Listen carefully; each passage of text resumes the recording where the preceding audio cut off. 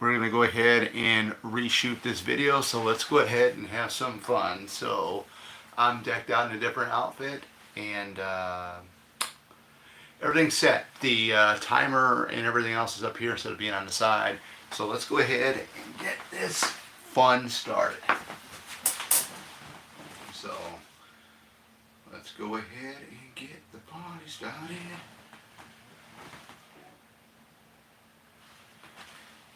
I'm going to talk a lot in this film. We're going to do definitely mention a couple stuff that I mentioned last night.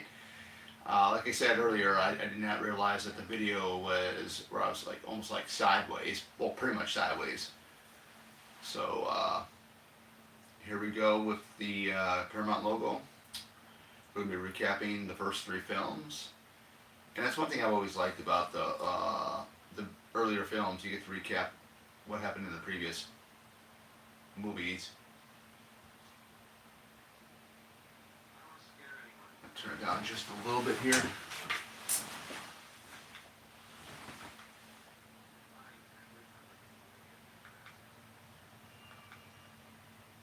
I think the music is very, very eerie. A lot more eerier than the first 3. Yeah, I've been to quite a few conventions. I've been going to the conventions since 2013, and I've never met anybody from the final chapter until hopefully November. Tom Savini, who did the special effect makeups on this film, I believe he took over for somebody on the film that was already signed up. I'm not going to get him on part 4. I'm going to get him on part 1 since I already have Deborah Hayes and Adrian King on my part 4 11 by 17 inch poster. Yeah, this is the one. I remember seeing the trailer. I think the trailer's on here. If not, I believe it's on YouTube. This is the one you've been screaming for. And it definitely is, because this is the first time we are actually afraid of Jason, or Jason is pretty much scary. He's very, very pissed off in this film. And there's a whole thing with that, which I will discuss when we get to some of these scenes here as to why Jason is the way he is in this movie. But I mean, just sitting here, just watching Paul tell the story and recapping things in part 2, part 1, 3, it's really, really, really, really interesting. If you had to ask me which do I prefer, the zombie Jason or the human Jason, hands down it would be the human Jason. Now, with the whole thing with the whole Derek Mears thing, well, Derek Mears is a human Jason, but you didn't like the film. Well, the reason why I didn't like the film is because the way the story was. I mean, had no, they basically combined the first 4 films in the 2009 remake, reboot, whatever you want to call it, and you didn't have that Friday the 13th Harry Manfredini score. That's what made it different. It was directed by Marcus Sniffle, who directed the Texas Chainsaw Massacre remake back in 2003. So, it just felt like more like a Texas Chainsaw Massacre style of a remake, or Texas Chainsaw Massacre remake style, because you get the director. It's amazing. Peter Barton, Peter Barton and Criminal Beck's name came with their own, Corey Feldman. Peter Barton actually worked with Amy Steele on The Powers of Matthew Starr. It was an early TV show, early 80s TV show. They're really good friends, and with Amy Steele being in part 2, he went in for an audition for part 4. Or part 4, I think how it was, Amy mentioned it to Peter Barton to go for it. I was in the second one, go for it, and he did. And he got the role of Doug. But yeah, he to be perfectly honest, Peter Barton is pretty good. I mean, I really liked him in this. I thought his character was definitely one of those that was more likable. I mean, out of the whole cast, I mean, besides like Jimbo I mean, you get Paul, who has the hot girlfriend, which is Judy Arrelson. I mean, come on. I mean, all the women in here are amazing. Of course, you get Camila and Kamala Moore, the twins. I mean, you can't even tell them apart. You know. I mean, that's how unique it is and stuff like that. But I gotta, I gotta tell you, um, this scene coming up. I'm gonna button this a little bit. This is a little bit too tight. Ah, there we go. That feels a little bit better. Uh, I haven't worn this in a while, so decided to tighten it up a little bit. But yeah, Peter Barton. Yeah, Peter Barton. Yeah, Lawrence Monoson. I know he was in. He was in The Mask with Eric Stoltz and Cher on the true story of Rocky Dennis. Right now we're at the aftermath of what happened in part 3. We're at the ranch. I mean, this is the first, I think the first film in the Friday franchise where they go back to a previous location to film the opening of the next movie, which is great. And here we got bodies coming out. I don't know whose body that was. They're hauling out there, but they're going to the barn. And I've never seen this. A whole bunch of cops, paramedics, and you got the helicopter beaming down. These guys right here, they are pulling out Ali's body. So that's Ali's body they're pulling out in the body bag. It was just Ali and Jason in there, and Jason's the only one left. But you definitely can tell it's a different Jason right there. You can tell it's not Richard Brooker. It's Ted White.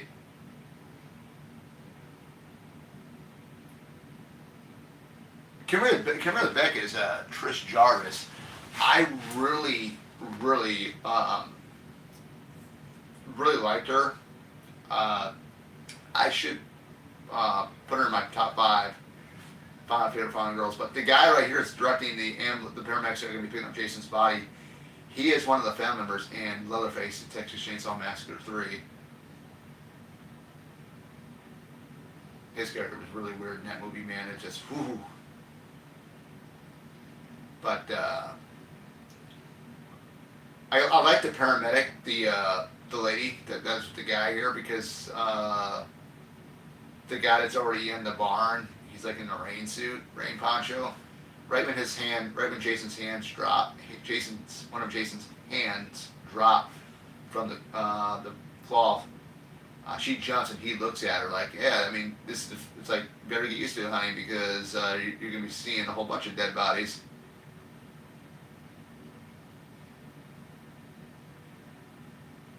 I think she was more nervous because, yeah, knowing it was the killer that they're picking up.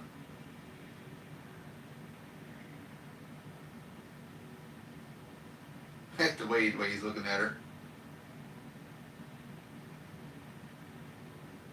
You might be in the wrong business. Yeah, you never know what you're going to get into when you're a paramedic, I'll tell you that. Yeah, this is the last time we're going to see the ranch. Like I said, I thought it was really, really cool that they brought it back, and they brought the actual filming location. They brought it back, and they just did what they did with it. And, I mean, I would have loved to see what they would have done if he would have got up and walked away. And they all come there, and there's no Jason, but the rest of the bodies are there. But we got two Back to the Future stars in this. Kristen Glover, and I forgot her name. I know her name. Her last name is Freeman. I don't know if she's really the Joan Freeman, who was the Mrs. Jarvis in the film. But coming up right here, when these guys pass up a waiting room, I'm wondering whose family that is. If that's got to be from part 2s or part 3s. I'm wondering if that could be Debbie's family, her mother, father, and her sister.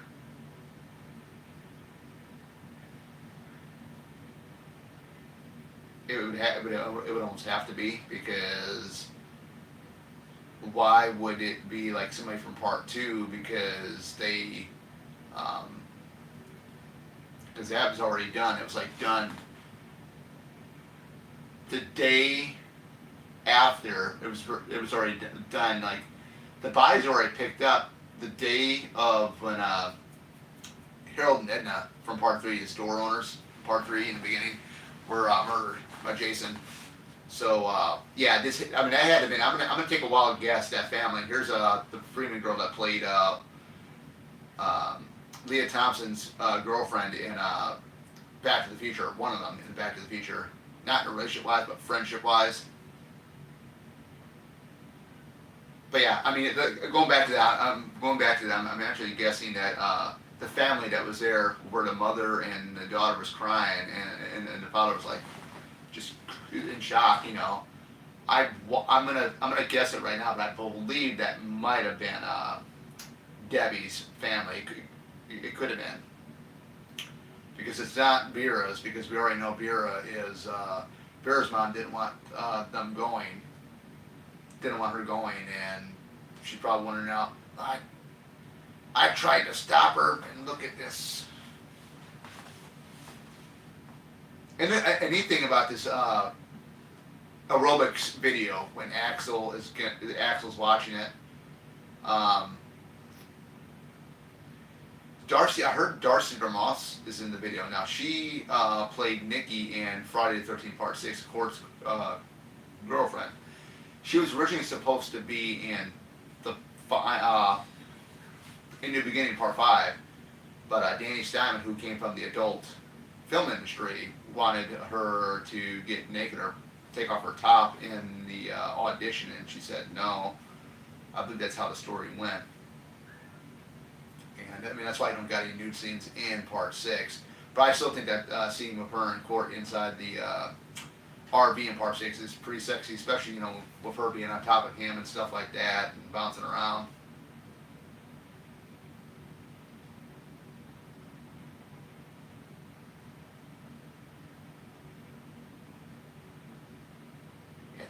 They're not going to know what the body is. I mean, they're not going to know. The only way they would know who the body is, an identification. I believe they're saying the identification of the killer's body. You would have to ask Ginny Field because she would know right away. Because nobody from Part 3 knew who he was. I mean, his name wasn't even mentioned in Part 3.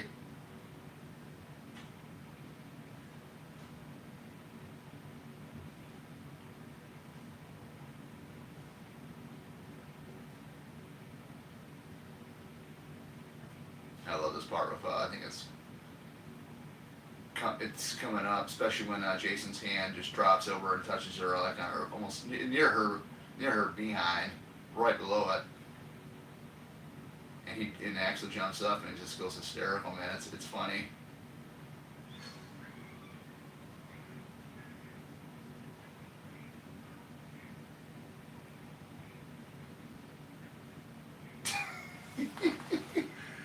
Oh man, that is so funny.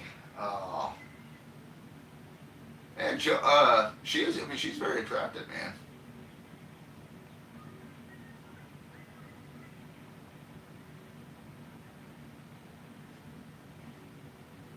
Between these two, I mean, their death scenes, it's so hard to figure out which one had the worst. I think it was very, very bad for both of them. But I think with the nurse here, I think she had it more painful because it was slow. Because he takes, I think it's a knife or a scalpel. She takes, goes right to her chest and goes all the way down. I mean, the slower you go with something like that, the more painful. And I can imagine. It was neat seeing like how they did it behind the scenes when they did that. Because she was like hanging up on she was like on a bar or something that he had wedged in between her and the wall. And you're gonna see Jason is alive and well. He's breathing. You're gonna see it. Well, I can see it. You guys can't, but yeah, there it is. The breath. And Axel, he did not lock the back end of it. Now he's gonna crawl out of there and he's gonna continue what he does. It's neat how they did this kill for Axel. Because I know Tom Savini talked about it.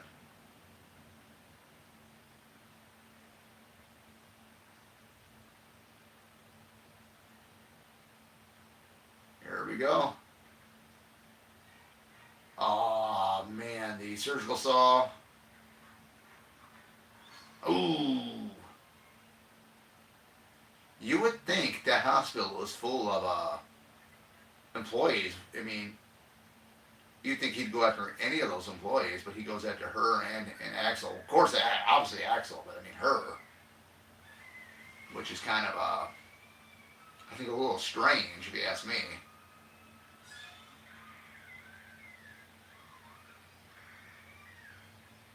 Here we are, the induction to Trish Jarvis and Mrs. Jarvis. I love the shot of them running, especially when the overhead shot of them running. I mean, that is so nice. I mean, it's so cool. I don't know who the cinematographer was on the film here, but man, they did a damn good job with that shot. Shooting above them while they're running or jogging.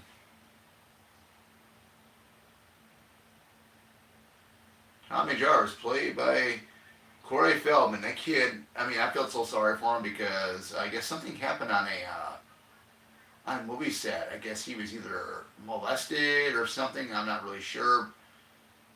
But, you know, going back with him, my brother met him at a Horror Hound Weekend in Indianapolis years ago. It was very a weird experience because we had to wait outside in the courtyard for 3 hours because they had all the VIPs signing, and he took a 3 hour break, and then we finally get up to his table, and you know, I tried telling I was going to tell his agent. His agent was kind of weird. Even my brother had said the same thing, and you know, getting up there to have Corey sign a Goonies poster because he had a mini Goonies reunion there. And Corey didn't say anything to neither my brother or me. I thought that was really, really weird. But, you know, you're going to run in, I've always told you, I mean, you're going to run into celebrities that are not going to be so friendly. But, hey, that's something you guys should know, too, if you guys are planning on going to a convention. You're going to run into celebrities that are not going to be so nice, and you're going to run into the ones that are very, very outgoing. The one I thought was really, really outgoing was the cast of Friday the 13th Part 2. They were awesome. You know, even Mary McDonald from Scream 4, the 2 scenes that she was in Scream 4, she was very, very sweet.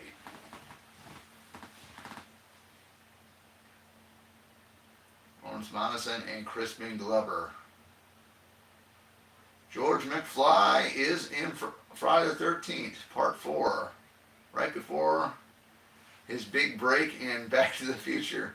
Of course, he was only in the first Back to the Future anyway, but I love the setting when they're driving in the wooded area. I've always loved the settings for the first 4 films.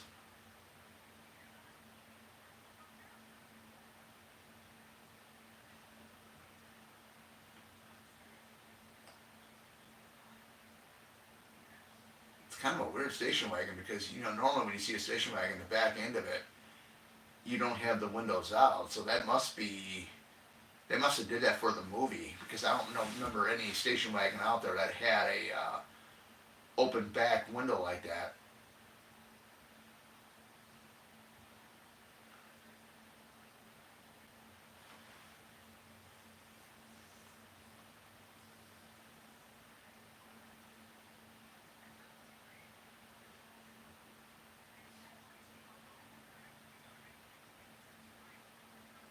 I remember back in the day when I was a kid, you know, back in the 80s. Of course, I grew up partially in the 80s. I was born in 84. I remember this one was the least one that they would never show on TV. I mean, they'd always show 1, 2, 3, and they would always skip over this one. For some reason, I don't know why, but they always would. And here comes Family Warriors. I'm going to give you a little hint.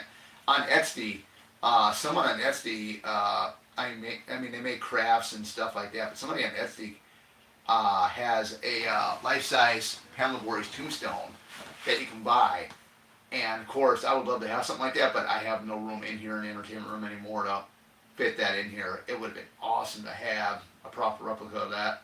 Of course, I got a mini proper replica of it because I got the final chapter of Jason Voorhees in NECA format that's over here. It comes with the tombstone, but that would have been badass to have something like that in the room here. People thinking, what the heck is going on in this room, you know? I know Bonnie Hillman, the hitchhiker here, is going to be doing an interview. I don't know if it's with Justin Pizzell. I'd have to go back and look at it. I know I mentioned it last night and the original shoot of the live commentary here, but I believe she does conventions.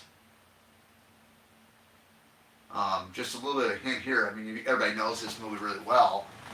Her death scene, believe it or not, it's not Ted White that kills her. It's actually Tom Savini. Because I think it's in Crystal Lake Memories. I think it's in the book that they show him coming up on her.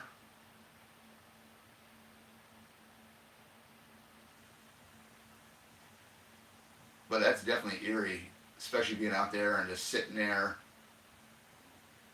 all by yourself, and someone like that comes up and boom, gets you.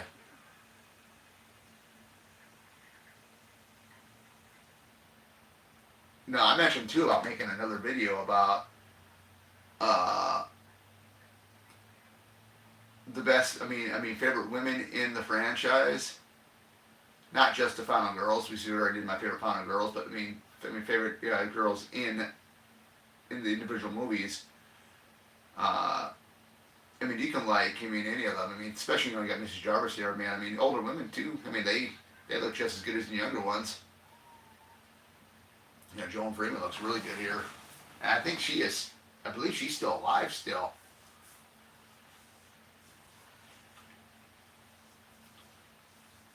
Trish can possibly pass as Pam from Part 5. Probably can pass for her sister. Because they look something a little bit in the face a little bit, if you put them together.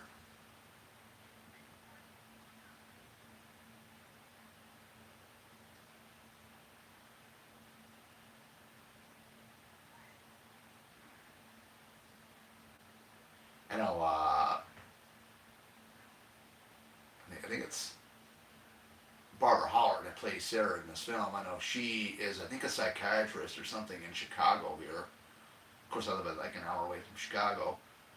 It would be nice to have her do a convention, but she won't do them. It's almost like Rachel Howard in I think it's Rachel Howard that plays Chili in Part 3. Remember, Peter Baracki called her up, and right when he told her what it was all about, she just hung up the phone. I believe. I remember him saying that in an interview. I think it's also on the Part 3 commentary as well. I think he mentions that story. There's some people that regret it, even that Dan Bradley guy that was originally supposed to be Jason in Part 6.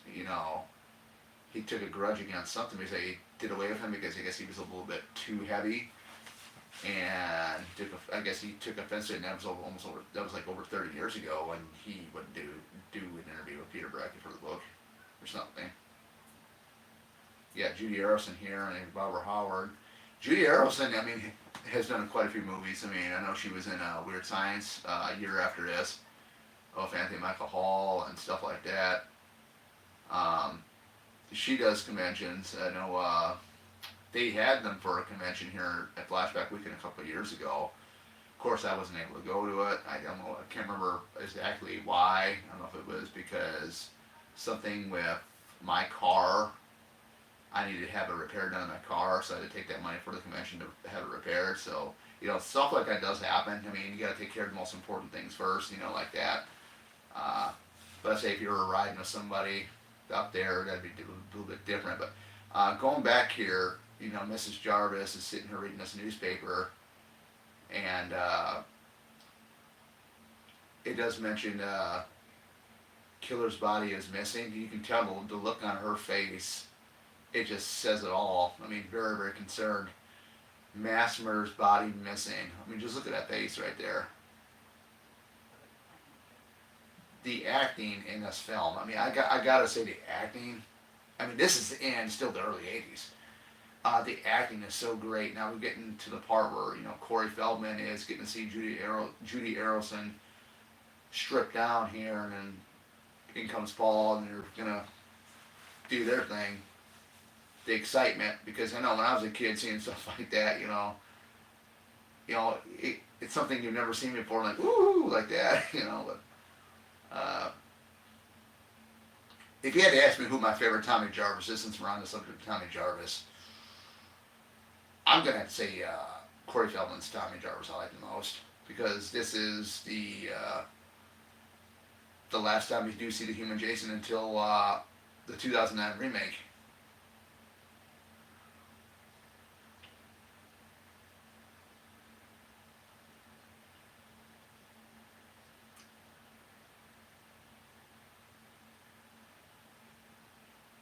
That house where the teens are at, that was only built for the sets. I remember Joe Zito talking about that with Eric E. Anderson. Uh, Eric passed away, I think it was this year. Didn't know he had cancer. I believe it was cancer he had. Just sucks because, you hear about a lot about that. Celebrities, we lose celebrities every year. I remember when Lori Bartram from Part 1 passed away back, I think it was in '07 from cancer.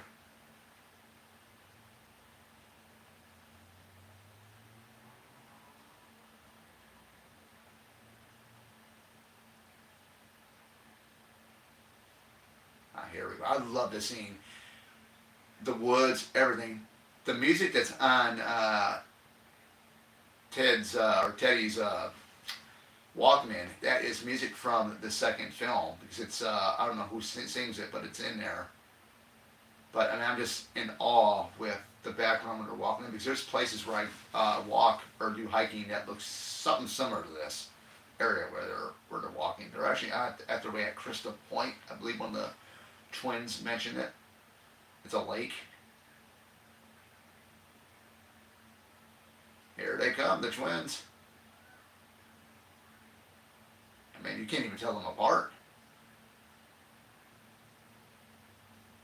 They've done conventions. That'd be a dream right there. I mean, I think like Flashback or Days of the Dead, they need to get these guys to come. That'd be really cool. And they're from England, too. I believe they were the Doublemint girls back in the day for the Doublemint commercials.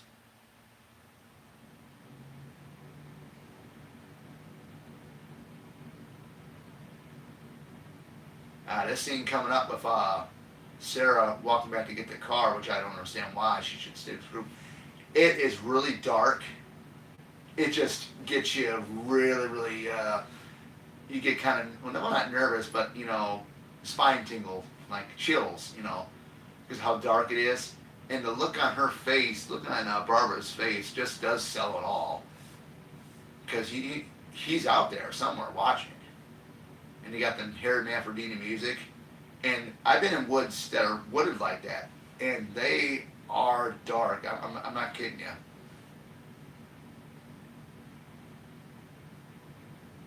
I like this right here.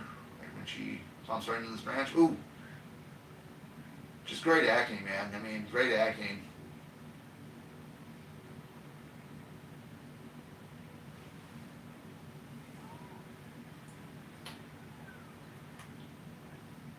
And there's a lot of shots. If you had to compare this to me, if you had to compare this to Part 5, who had what had the most boob shots, I would say Part 5 has the most boob shots. But to me, I mean, as a guy, it doesn't matter what size the boobs are. I go by the type of woman she is. But I'm not gonna lie. I'm not gonna lie. I mean, Judy Harrison's got a nice set there, but the twins do as well.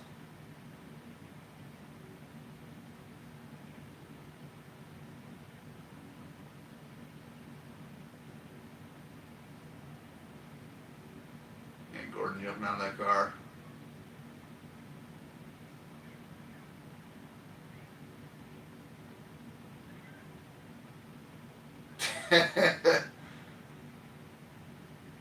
If you look at that, I mean, I'm looking. I'm just noticing in the background. There's like rafts out in the back down there, that way.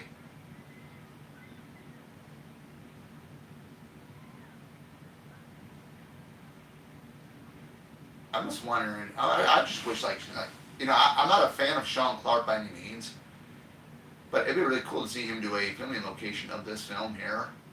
I would love to see what this lake looks like today.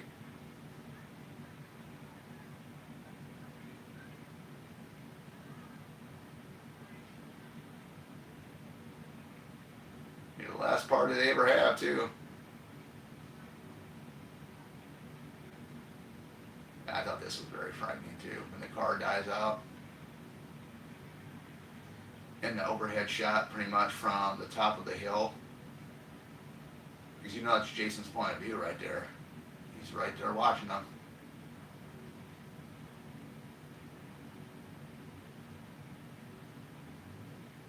It's amazing that he won't attack really during the daytime, except for like that hitchhiker.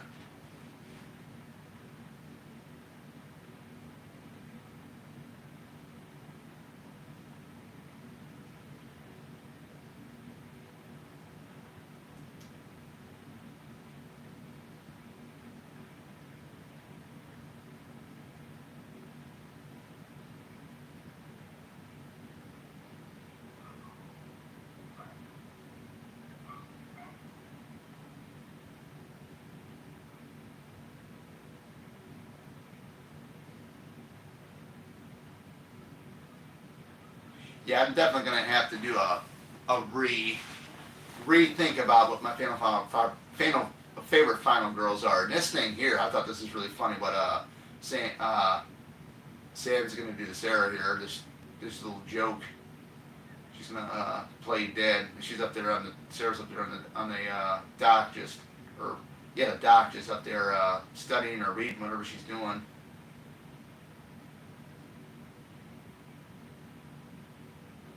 Oh, I just love the prank that she pulls on her.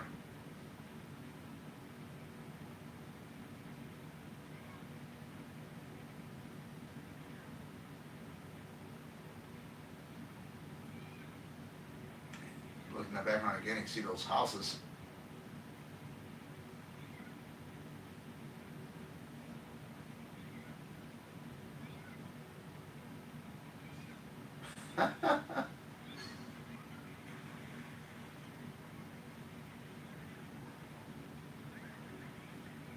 Got her good, man. Got her good.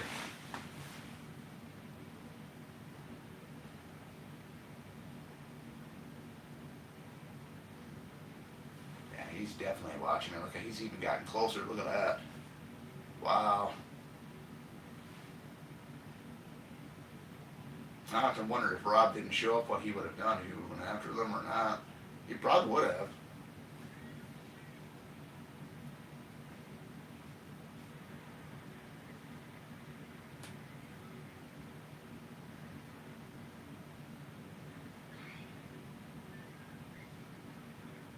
Rob Dyer.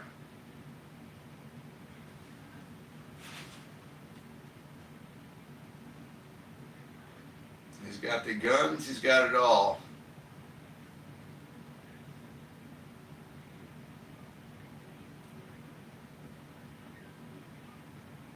And he's not really hunting for bear guys.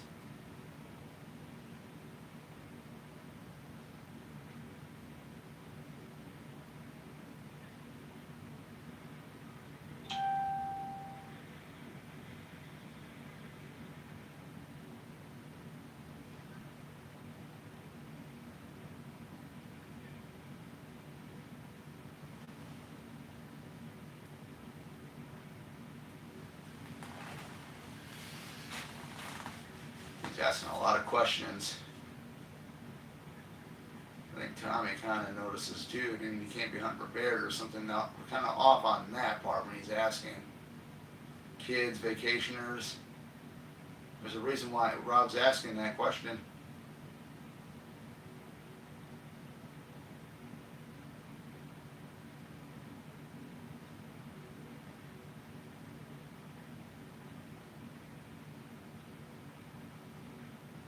It's a nice car. I don't know what type of car that is, make or model it is.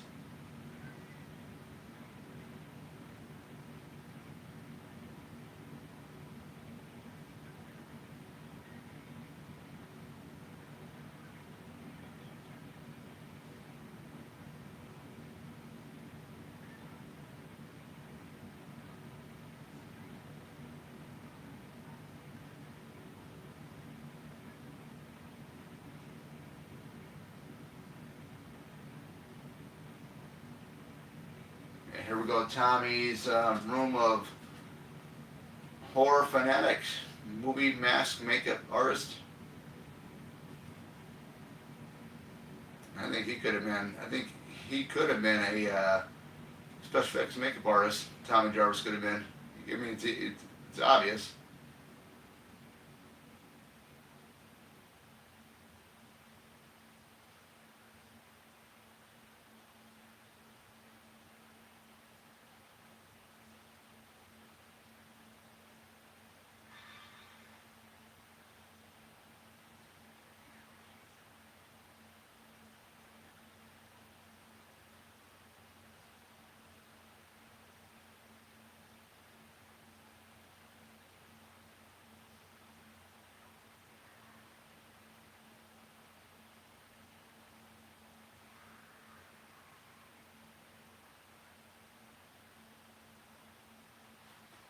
Line, love is a lie. Man, that's a good song. If you guys can hear the whole song on the internet on YouTube, I believe on Spotify as well. It's a good song. We're getting ready for the Crispin Glover Nutty Dance. There was somebody that actually did that at a convention at a Q&A.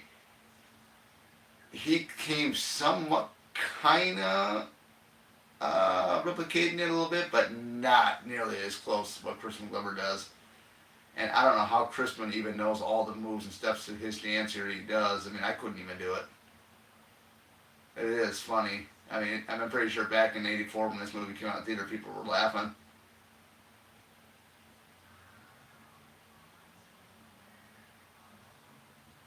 '84 was a good year. It was also the year I was born too.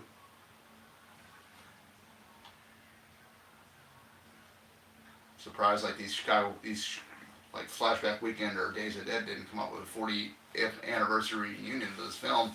So I'd be up for it, man. I got my Part 4 vinyl from Axwork Records sitting up there on display over here on the Kalix shelf, and I'd be up for it, man. Definitely. Give us a Part 4 reunion.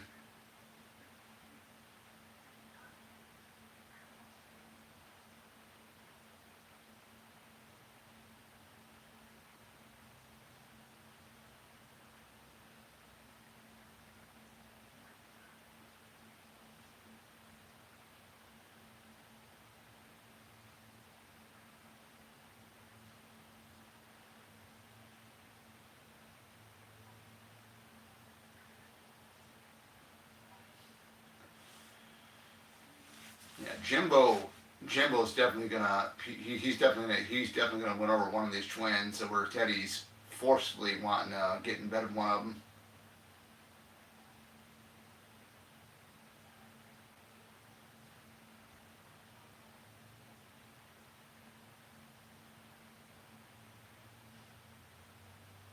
I love this scene of Trish and Rob when Trish is telling about her parents being separated. You gotta wonder. You gotta wonder with Mr. Jarvis. You know, what was he like when he heard about what happened here with the events of Part 4 here? Because technically there are three Jarvis survivors left. Because we don't know unless they did the graphic or novelizations. We don't know if there was a novelization. I don't think there is a novelization of Part 4. We don't know what happened to Trish Jarvis after this film. It was never explained, from what I know.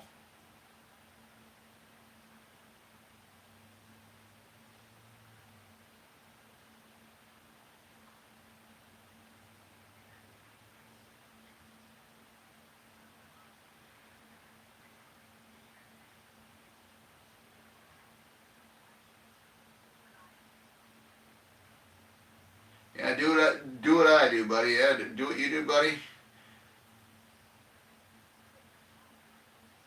Jimbo's going to be natural with everything with one of the twins, and you're going to be moving on the other one. Yeah, Jimbo's with Tina. Jimbo's got the twin that name's Tina. I can't remember the one that Jimbo's trying to go after, or not Jimbo, but Teddy's trying to go after, or Ted. Not to be confused from Ted from Part 2, but you know, it's like Ted he's back there freaking wasted.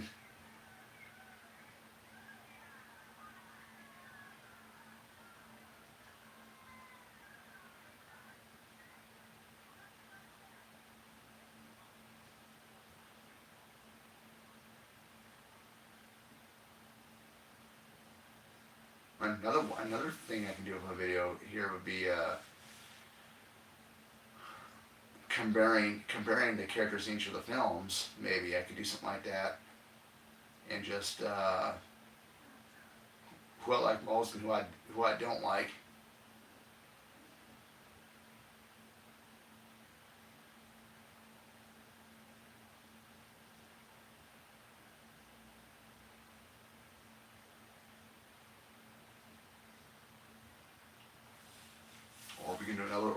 Or I can do another video where I can say which one was my favorite group of teens or young people in all of the films combined together. Which one had my favorite group of teens, which I think would be awesome.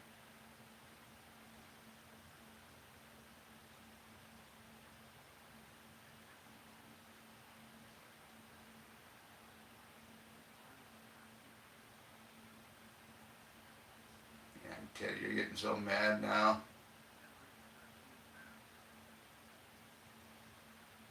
Like I said, Jim was going to win over Tina.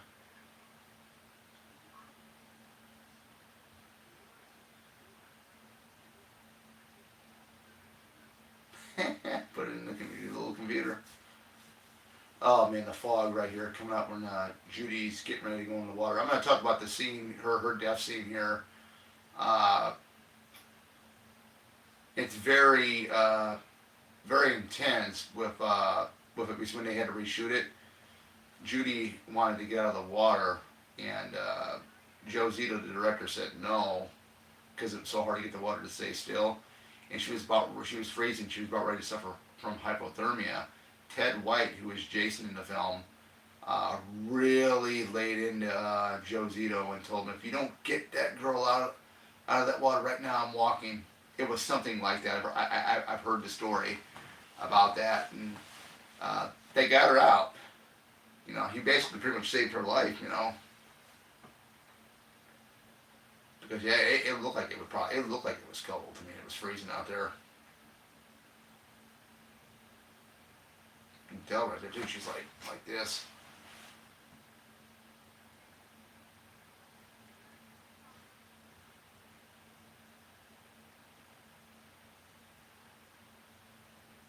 Yeah, I honestly think when they're filming, especially a scene like this, or in any film in general, I think safety must come first above anything else, especially when you're dealing with an actual actress or an actor or movie star. But yeah, I mean, I'm glad that Ted White actually fought on that, because that wasn't the only. I believe that was not the only time that him and Zito butted heads on the set of this. I mean, I know this was the main one. They had to retake it and do a reshoot, and she wanted to get out of the water, and he said, Zito said no, and White says, you get her out of that water right now, or else I'm walking. If you don't get her out of that water right now, I'm walking. Some really trick stuff here with the raft.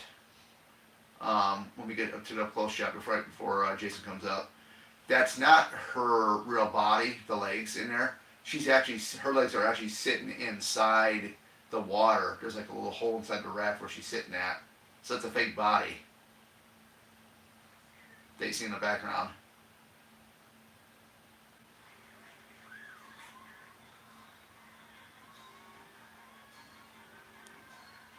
But that's going back with the whole Judy Harrelson hypothermia thing. I remember hearing that. I could imagine being there on set and hearing Ted White getting enraged about that. Get her out of this water right. If you don't get her out of this water right now, I'm walking. And that's the reason why, guys. That's the reason why Jason is so menacing, because Ted was so pissed, at Joe Zito, and that's why he didn't see his name in the credits, because he didn't want his name in the credits. And that's why Jason is scary in this film compared to the 2 and 3. I mean, it worked. And I believe Ted White was around 58 years old when they did this film, and man, that guy really, really made Jason look really good.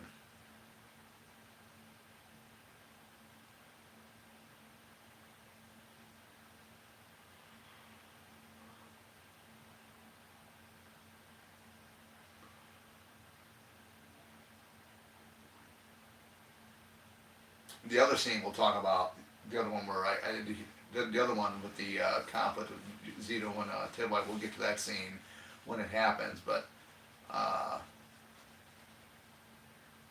it's just it's amazing what it takes for somebody to be Jason, and to get them pissed off, and they put that frustration, that anger into a character, and the performance that comes out of it is just incredible. I had an opportunity to meet Ted White quite a couple of years ago. It was when they had the Part 4 reunion, or when they had like all the Jasons there, and again, I believe it was, if I go back to it, remember it was a car issue that we had with a repair, and that's why me and my brother didn't go. So they take the money that for the convention to get that car fixed. So, so then my brother had an issue with a car 1 year too. I think that was at the same time, but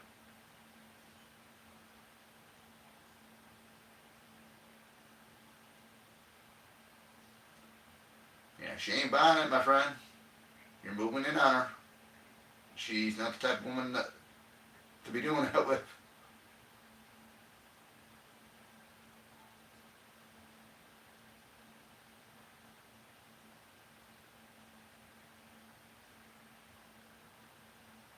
Now, I've never seen this guy, the guy that plays ball, and I've never seen him do it in conventions.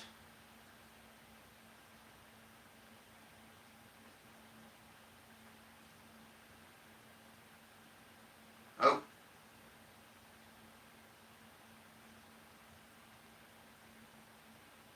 yeah, you can tell that water's kind of cold. Of course, I can't hear the famous Harry Manfredini music got down. Also, I don't get copyright strikes. But right when he swims, I just love it. They're using like part of the music from the first film.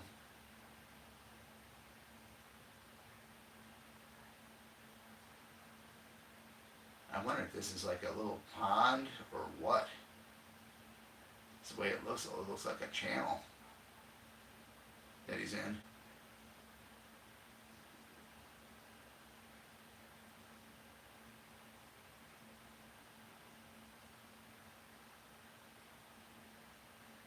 Oh, oh man.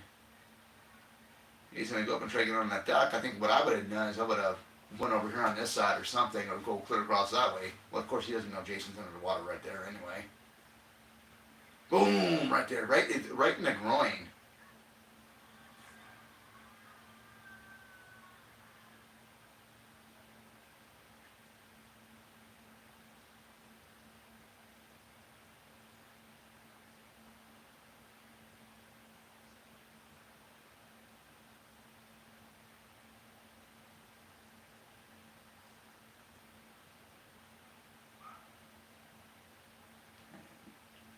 Rob's got the machete. He's ready. He heard it. He heard it. He is ready. I would have loved to seen if he was able to use that rifle on Jason, especially Jason being human Jason. If the what effect that would have had on human Jason, because the only time we saw Jason get shot was in Part 6. That's the only time we could. That's the only time we got to see Jason first time getting shot with a gun is in Part 6. Of course, he was the undead. The zombie Jason is what they call him. I basically call him the undead because when you technically take the term a zombie, it's just very, very different. Yeah, he broke that gun in half, man. He's a strong guy. I'm gonna get something here. I got graham crackers here. Bag. I'm gonna get something. Kind of getting a little bit of hungry.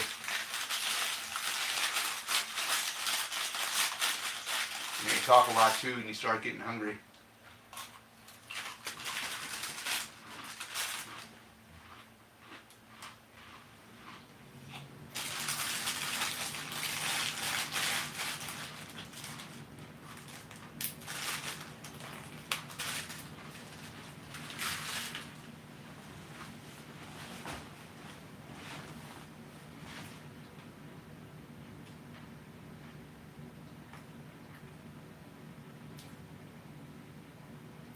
That's gonna fall apart. The whole frame's gonna bust. And that's okay because Jimbo and Tina are really like each other. That was funny. I would have loved to seen how that scene went.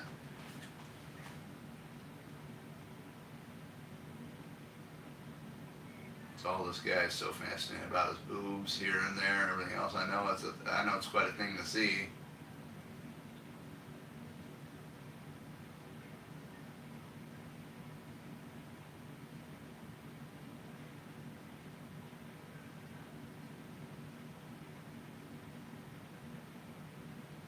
The other twin, I can't remember. It just bothers me. I can't remember what the other twin's name is. The one that's down here with Ted and Doug and Sarah. I don't think she likes watching that stuff. You can see.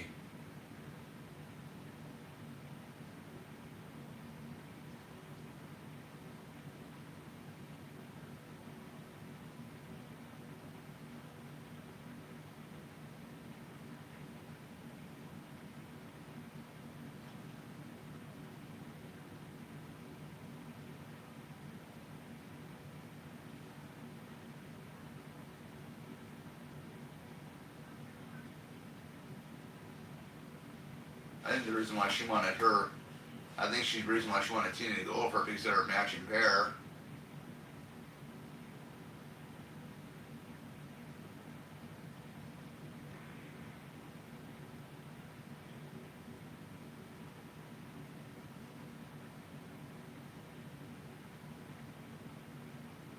There's Tina looking out the window above there. I didn't even pay attention to that. I mean, there's things you can catch if you just look at the other parts of the film or the background back there.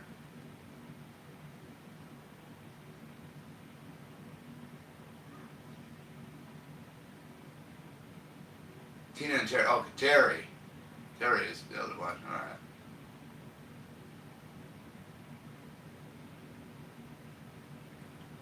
Oh, he got her. That's scary when the lightning strikes and you see the silhouette of Jason and he gets her.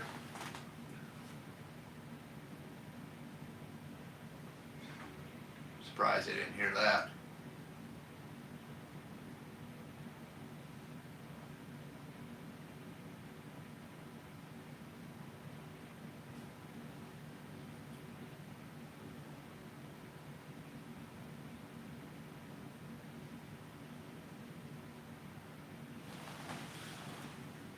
We're still going strong. That's good. That is definitely good here.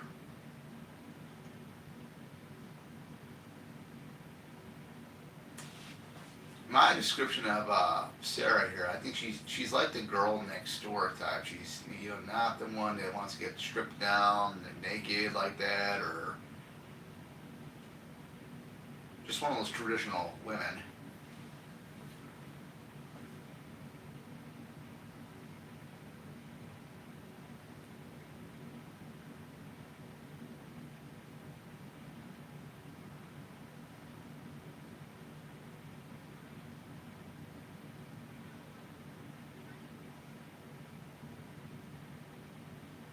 I love this scene right here when Mrs. Jarvis comes back in at night from a jog.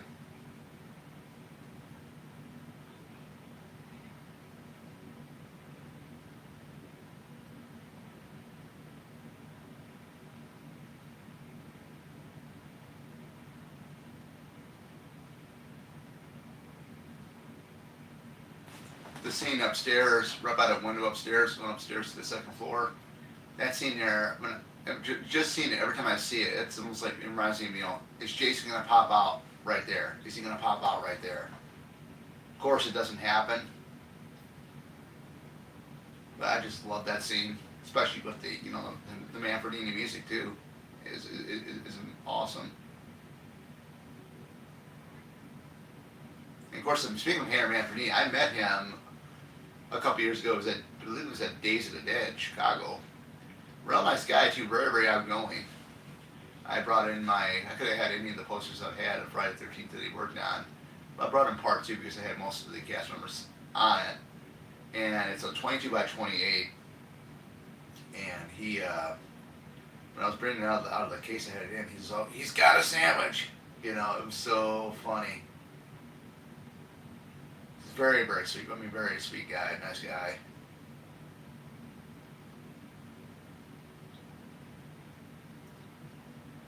I know on my way out to the walking trails, there's a house, a wooden house like that that looks just like the Jarvis house pretty much.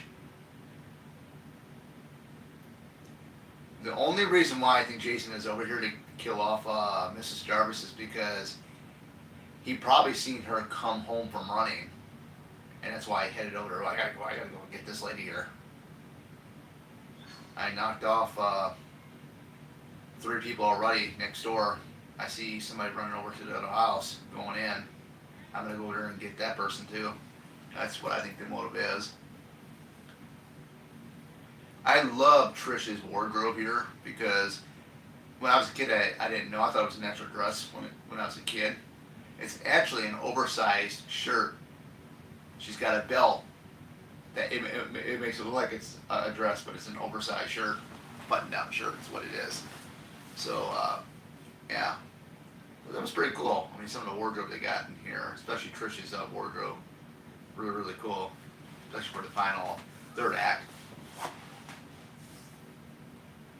Yeah, just looking at it close, yeah, it's an oversized button-down shirt. It's not a dress.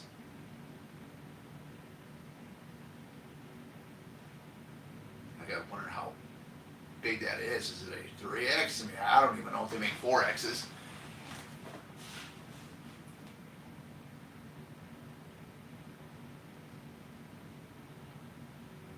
Yeah, there's that shot again looking upstairs. I keep thinking, yeah, he's gonna come popping out right there.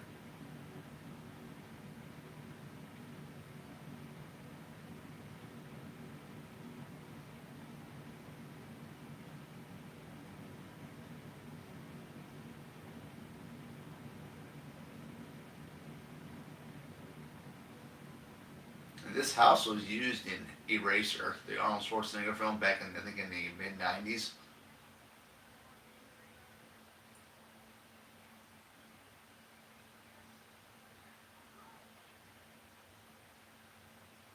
And a shot coming up of her when we get to the point.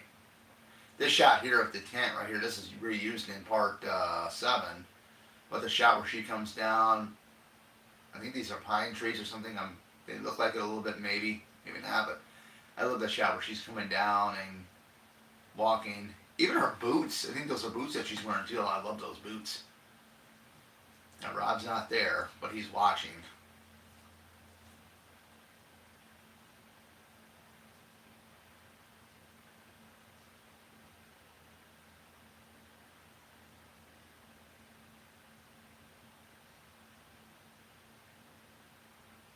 I don't think the Chicago conventions out here had Kimberly Beck at a convention. Now she's done them, but it's very, very rare.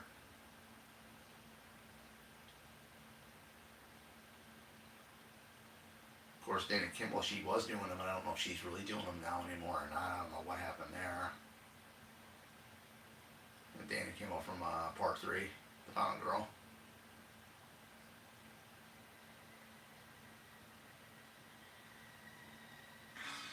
Oh,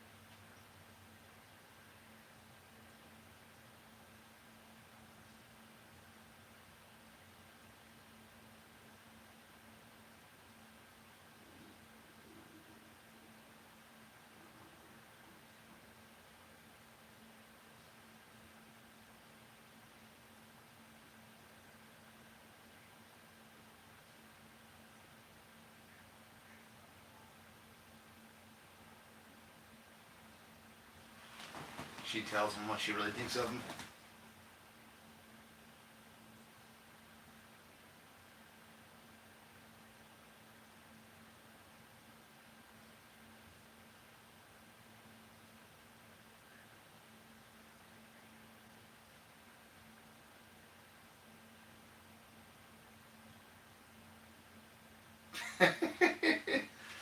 Them locking lips.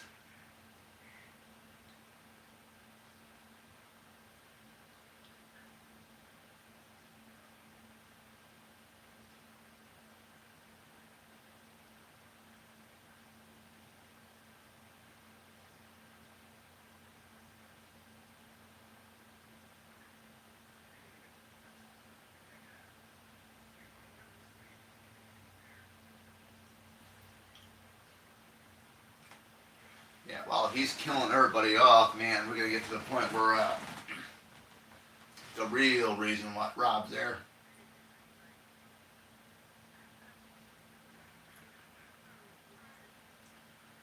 And I'll talk about how I have a speculation how he knows who Jason is. This scene here coming up with oh, this is gonna be vicious, man. Jimbo is gonna be a goner here, man. I mean, I'm just when I saw that, I nearly jumped because how fast Jason went right in there and got him with the corkscrew on the hand and gets him with the cleaver to the face. Oh man!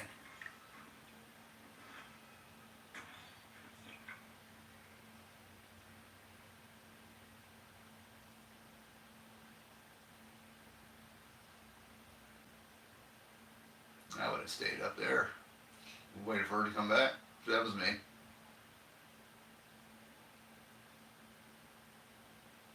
She knows something's very strange.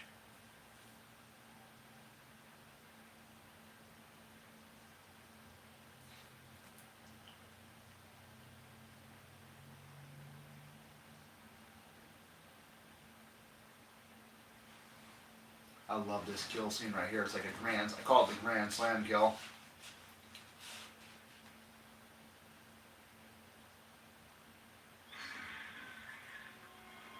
Practically all the windows on the station wagon get busted when she lands on top of the roof of it. And I love the impact.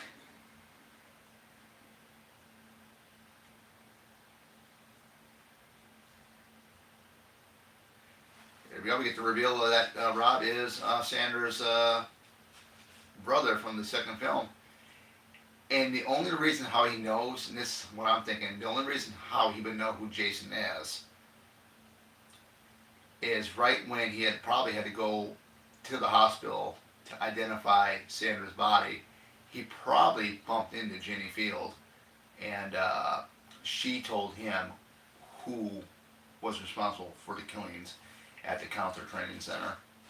That's basically what I think. I don't know if anybody else has that same feeling about that, but I honestly think, and I strongly believe that's how he knew who Jason was, is he bumped into Jenny at the hospital when he went there to identify Sanders' body. That's the only logical way, because how else would he have known?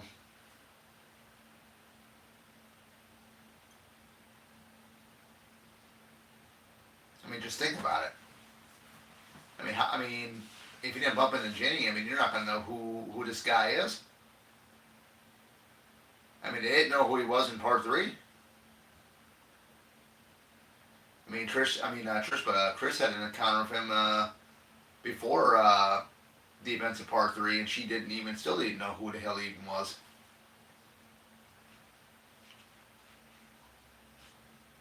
Yeah, yeah. I'm standing my ground on that. The only reason why Rob knows it's Jason is because he bumped into Jenny at the hospital when he went up there to possibly identify Sanders' body.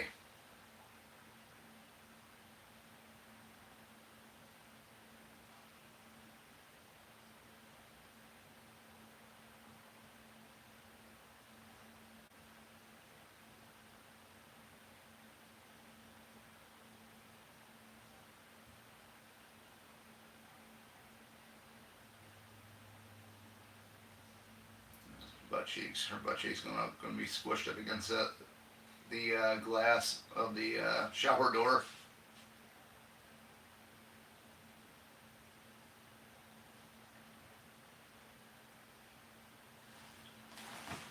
We're still going. We're still filming. It's good. Definitely, we got it right this time, guys. Uh oh. Oh man.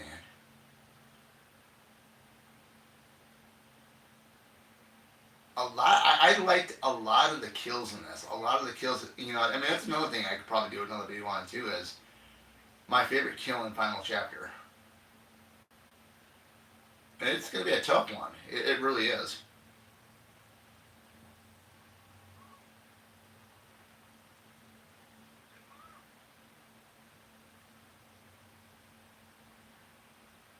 Oh, right there. Didn't see it coming.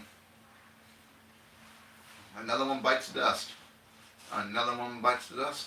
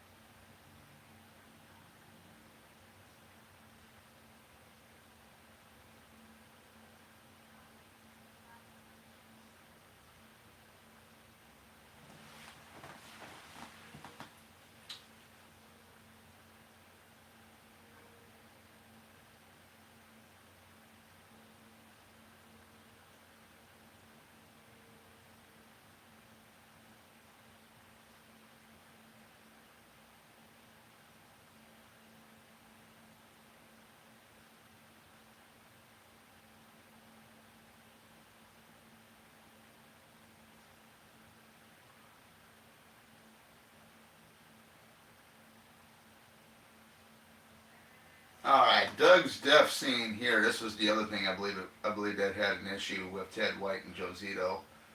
There was no protective padding. There was going to be no protective padding for his death scene here, and I believe Ted White mentioned something about there has to be protective padding on this wall for this death scene because they started out with, I think it was, I don't know if it was a stunt double for Barton or what, I don't know.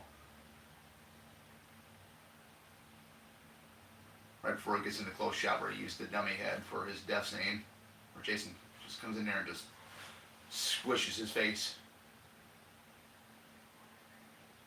Oh, this is, I like when he laughs and all of a sudden the hand comes right through.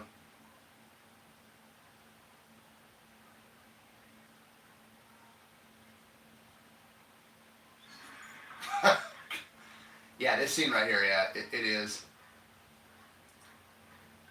Yeah, that protective padding, and I agree too. I mean, I'm not a stunt person, but I mean, those guys. I mean, safety first. Definitely.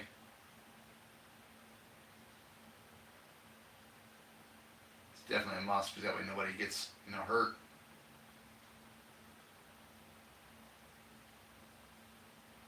I mean, thank goodness Ted was Jason in this film because that was probably somebody else that probably would have been disaster after disaster. You would have had Jenny. You would have had Judy Erdelson actually in the hospital for hypothermia. You would have had somebody in the shower scene get severely hurt. If it wasn't for Ted White uh, arguing about it.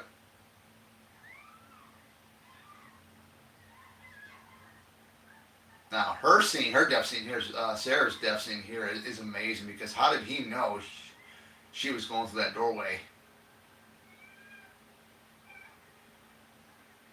Oh, the double axe right to the chest area.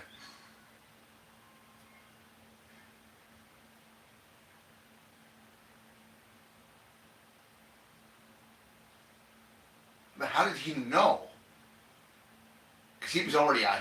Jason had been already outside. How did he know?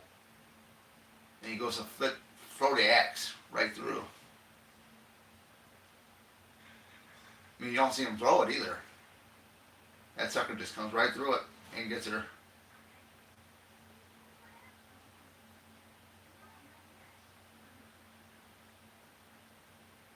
Yeah, amazing to me that Jason knows what a phone line is. Because it kind of, I mean, this is kind of shades coming up here when he takes it off of what Mrs. Voorhees did with the wiring at the camp office when Alice and Bill go ahead and try to call for help and the phone line is cut.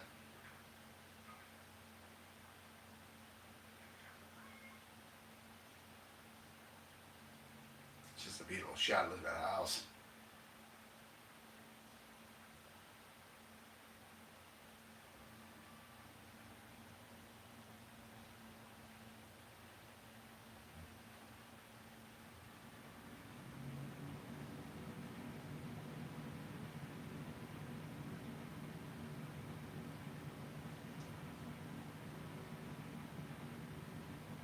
he's been there. There's his mark.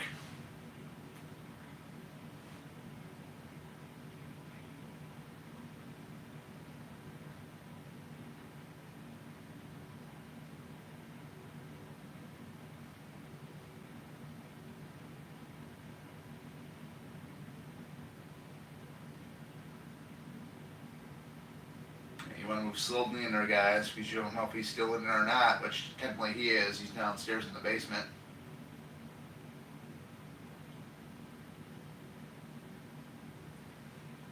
Or the cellar, or whatever you want to call it.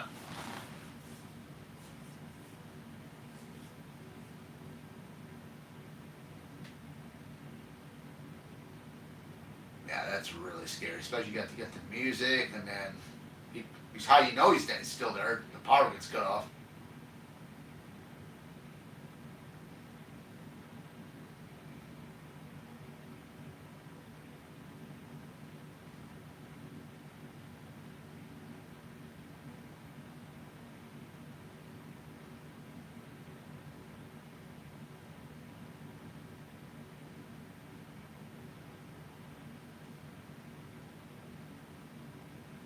It's amazing that Jason knows how to do stuff with fuse boxes as well, too. It's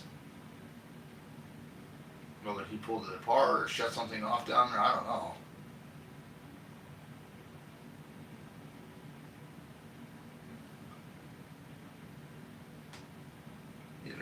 He either watched somebody do it sometime with these electrical boxes. It's amazing. It really is amazing though.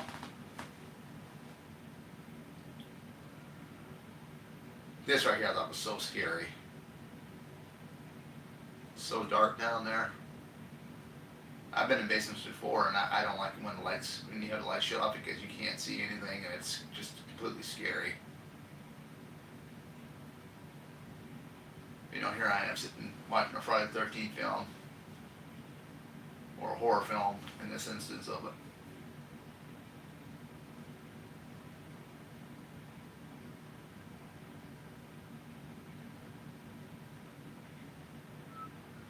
Uh-oh. I don't understand why Gordon would go out the top window, and this is the last time we see Gordon, too. Like, whatever happened to Gordon?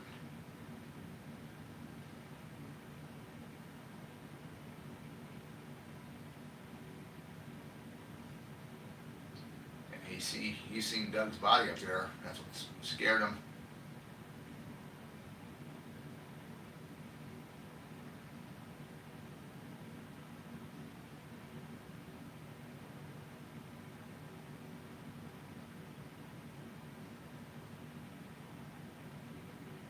Mass. Chris Lake leaves one survivor. Murders strike calf owner and wife found slain. It's from part 3.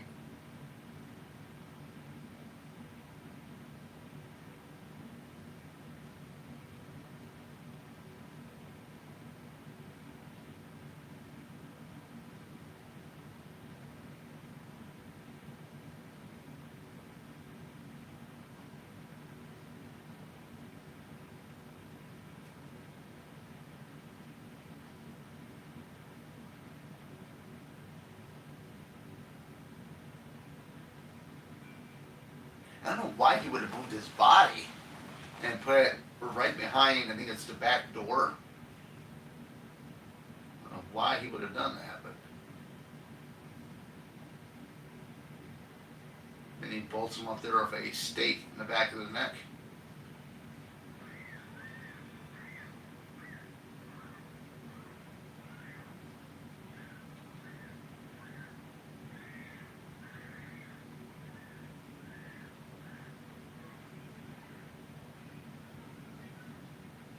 I'm kind of wondering what would have happened if he would have never gotten killed in this one, Jason. We would have had a human Jason in 5. Oh, here we go.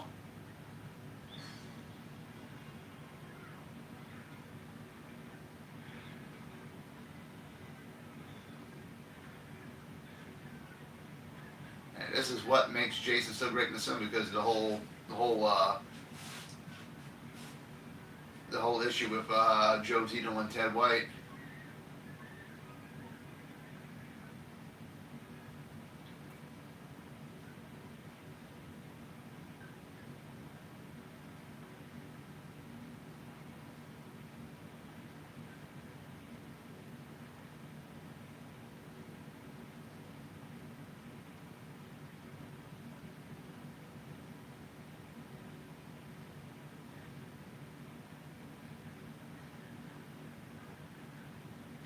Oh,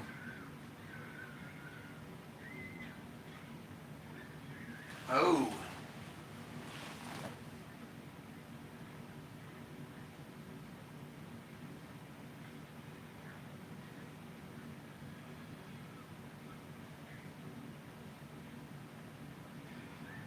I would have went underneath him and gotten the hell out of there.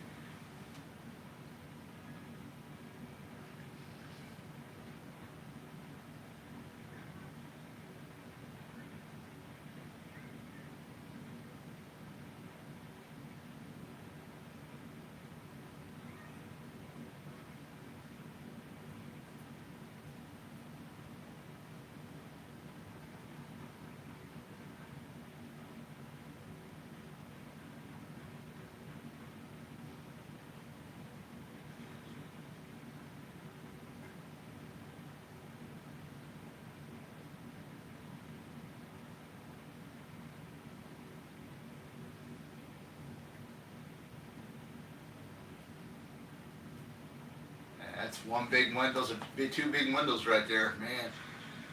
Throws him right through there. It's like either a hammer or something in the middle of his head. Look at that.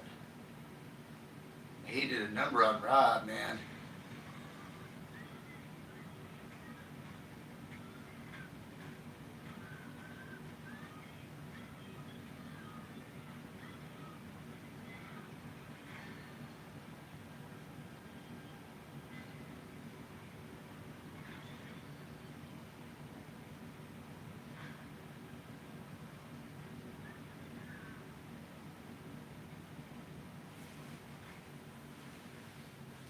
That was me. I mean, I would take everything in that room, including that shelf that they're moving, put everything up against that, and then line up on the opposite side of the wall where he would possibly wouldn't be able to get in there. Possibly. You just never know though. I mean, everything's wood.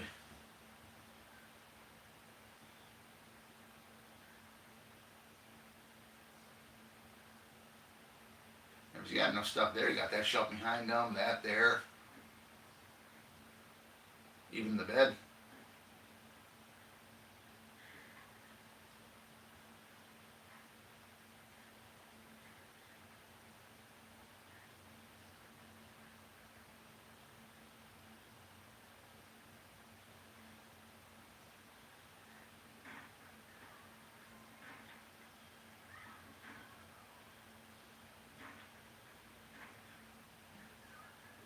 That double-sided axe, man. Wonder where he got that from.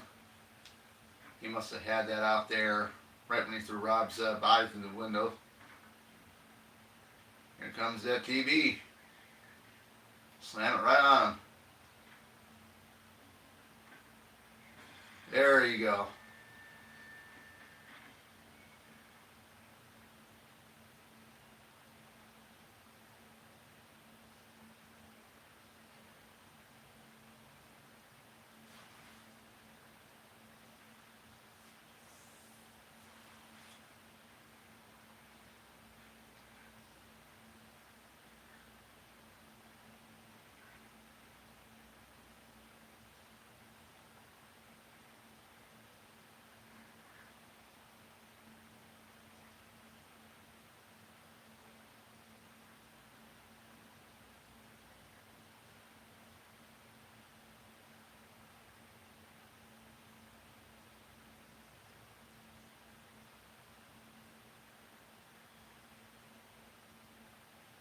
Watch his, I mean, his hands. I'm watching his hands. It's some of his thumb is moving, and he goes to pick it up. Pick that axe up. Now he's got to choose who's he going to after, Trish or Tommy.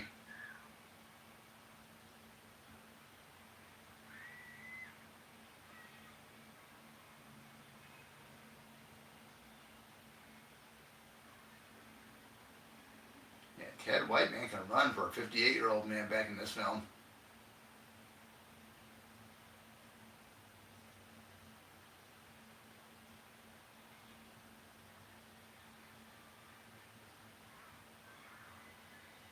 very, very frightening, man, going out there, running up there. She has no choice but to go out that window.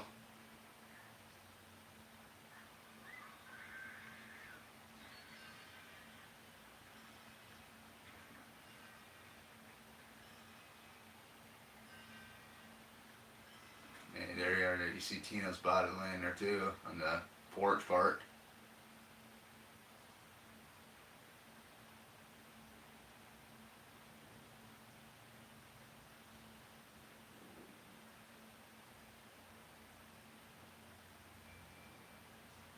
See the breath. That's how cool it was out there, man.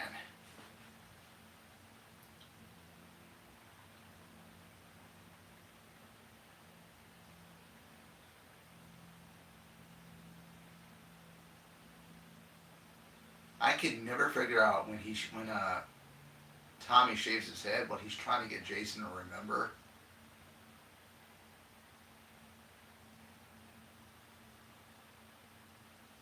And this is a good scene right here. She goes right back inside the house, and then she's yelling upstairs to him, and all of a sudden here comes Jason right around the corner.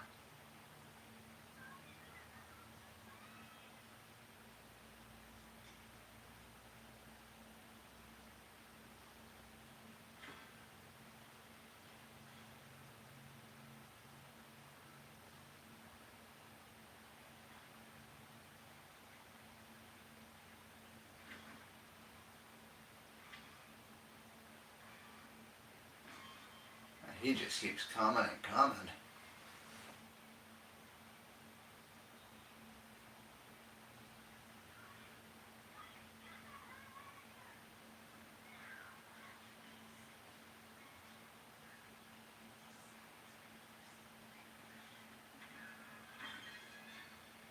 Oh!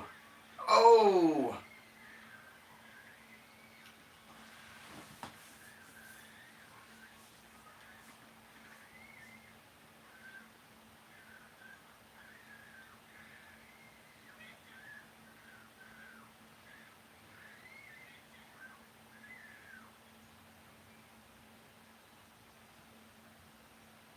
I'm just kind of, I'm just kind of still debating whether what he's trying to do with Jason, trying to get him to remember something, or I don't know. Obviously, I don't know what Jason was gonna do to him before Trish comes up from behind him and slices that mask off.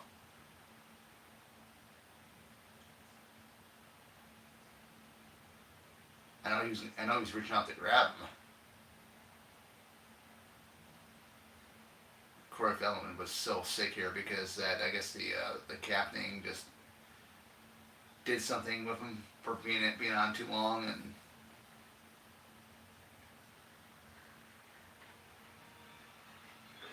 oh, you get to see a glimpse of it. Now, the look for Jason in this film I like. I love the Jason's look about the mask in part three. That's my favorite look for Jason in part three. But this is on another level. Great job, Tom Savini. Because his whole idea was he was going to make an adult version of the kid Jason from the first film. And technically, you can get that version in part three as well. But I don't know who the special effects makeup guy is for part three. I'll have to go back and look at. I think it's in the Chris Lake book, which I got. But I'll have to go back and look at it, see if they mention them. But still to this day, I don't know which is my, it's almost like a tie between 3 and 4, which is my favorite look with Jason without the hockey mask on. Because he always looks different when he's unmasked in each of the films. I know a lot of fans love Part 7's look without the mask because it shows you all the damage he has done to him from the previous films. That's what John Carl Buechler had said.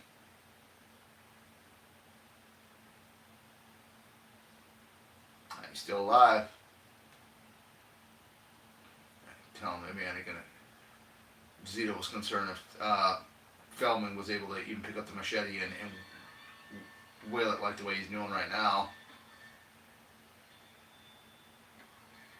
And he wasn't even feeling good at this point. He was running a fever.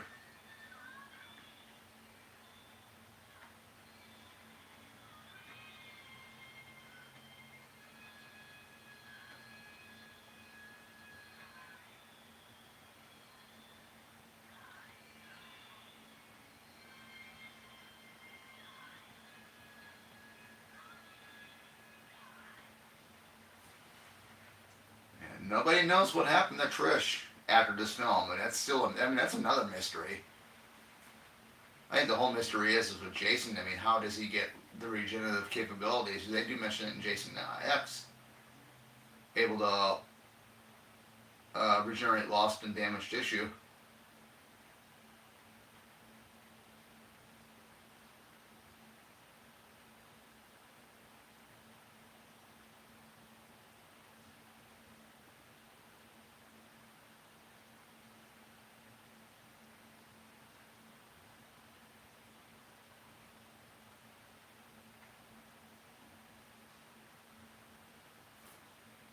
There's the sheriff or officer from the, I believe it's the sheriff that was on the TV screen when in the beginning of the film with Axel and the nurse.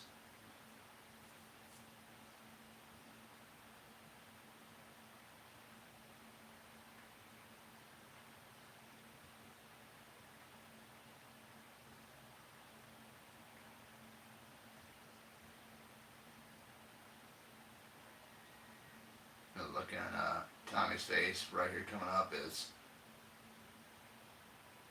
you're wondering if it's been passed on to him, the evil. But yeah, guys, that was it. I mean, this was a blast. I loved every minute of this film. It is definitely one of the ones I really like. I love the first 4 films. And this video did turn out great. We got it right, set right finally. And hope you guys enjoyed it.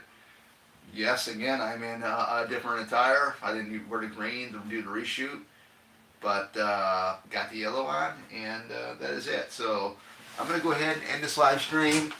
You guys take care. And I'll see you guys back here hopefully next Saturday for Friday the 13th.